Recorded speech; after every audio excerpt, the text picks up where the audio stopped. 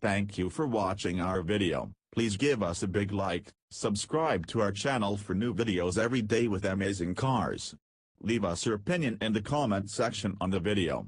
Thank you. 6 years of California drought, and on the day I get a Ferrari, it rains.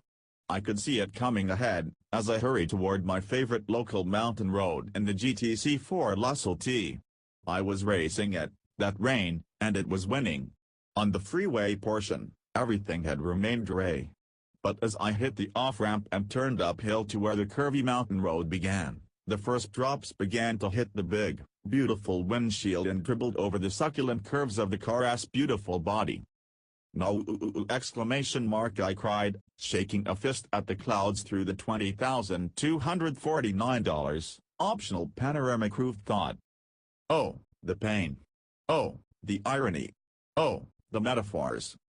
By the time I hit the first really good curve, a tight left-hander that whets your appetite for what comes ahead in the next 63 miles, of curving and fairly new asphalt, the heavens let forth with the Noahic deluge. Animals scurried about 2 by 2. The masses repented their evil and wicked ways, too late, suckahs. And the drought was over. But not my drive.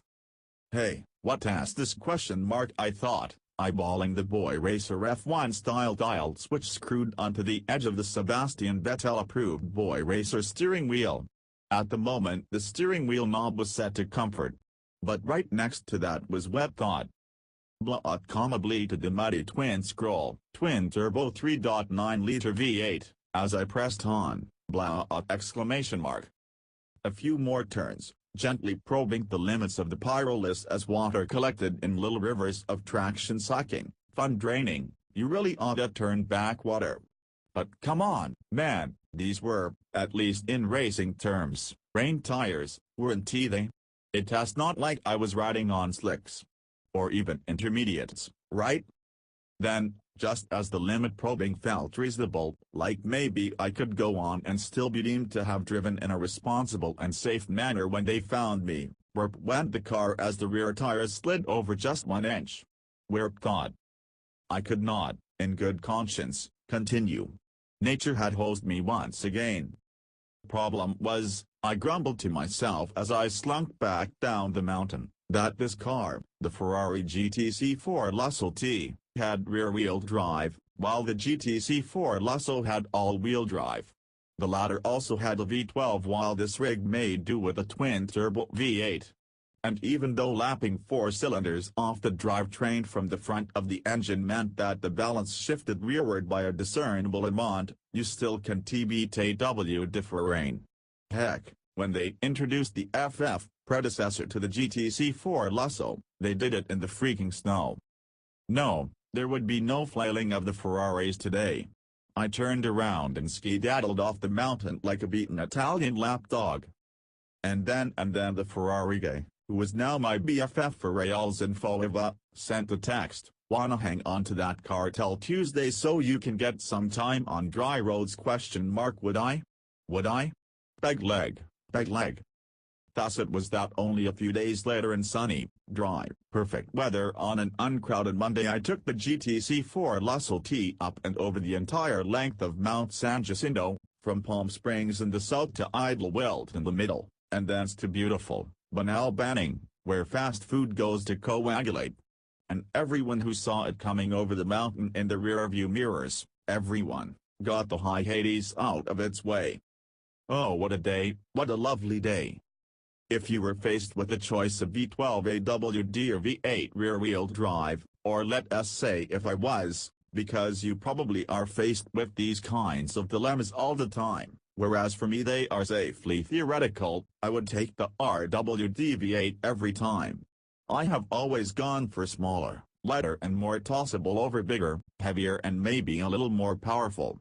The power difference, while not negligible, is at least not overwhelming. 680 horsepower in the V12 versus 601 horsepower in the V8.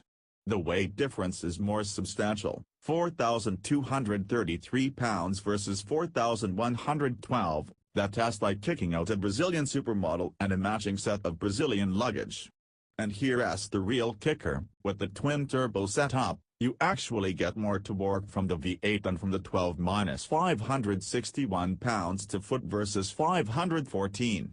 So while it tests true you are down on HP, it tests only up at the top, nearer the V12's 8,250 revolutions per minute redline, or the V8's 7,500 rev limit. In the usable range of torque, you're ahead. Plus, the V8 starts at an entirely reasonable, for you, $260,750, compared to $300K plus for the V12. Granted, my GTC4Lusso T was loaded up with everything but a pasta splicer, stickering for $352,680 after you load the, brace yourself, Berlusconi, $91,930 worth of options thrown on my car, horse stitched on headrest, $2,194.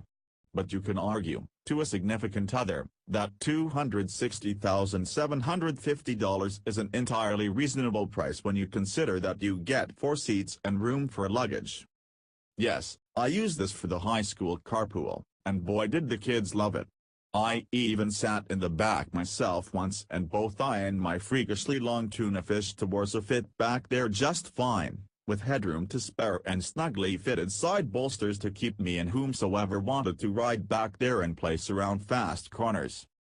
Yes, fast corners. There I was sweeping up Highway 74 like a tractor beam on a Romulan. The GTC4Lusso T just loved Highway 74's long, sweeping sweepers. It hunkers down and holds on like a Gliada on Farfalle. It didn't seem to care what setting it was in on these turns, it just lapped them up like those two dogs eating spaghetti in that Disney dog movie. It was later in the day's drive, where there were a few tighter curves, that I found the best mode for this suspension is simply comfort. In sport mode, the steering and the throttle get twitchy. Not as twitchy as an AMG GT in one of its sportier settings, but twitchier than I would like in a Ferrari. The smaller, lighter, sportier 488 GTB has no such twitchiness. It is a sports car pure and true no matter what you do with it.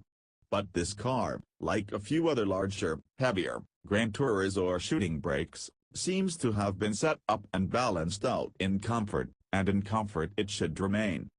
Acceleration is meaty and profound. It hit 62 miles per hour in 3.5 seconds, just a tenth slower than its V12 sibling rival, while top speed is just 9 miles per hour less than the V12's 208 miles per hour. These are all acceptable compromises, I'd say. And there really is no reason for you not to buy a GTC4Lusso T, especially if you're looking for a responsible family car. For any weather, thank you for watching our video. Please give us a big like, subscribe to our channel for new videos every day with amazing cars. Leave us your opinion in the comment section on the video. Thank you.